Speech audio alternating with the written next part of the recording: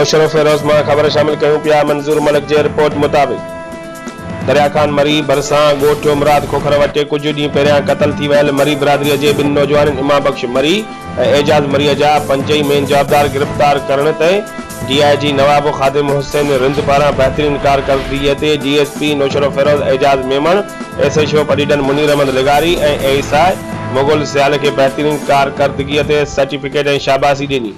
उन मौक़े ते मक़तूलनि जे भाउ DIG ख़ादिम हुसैन रिंद पूरी पुलिस पार्टी जो शुक्रियो अदा कयो ऐं DIG ख़ादिम हुसैन रिंद खे दस्तारबंदी ऐं पूरी टीम खे अजरक जा तोहफ़ा पेश किया। उन मौक़े ते हेड क्लार्क DIG रेंज कंवरदीन मलक, रीडर तंज़ीम वगन, अकाउंटेंट इमरान लाखो, PRO रफ़ान नज़ीर मौजूद आहे।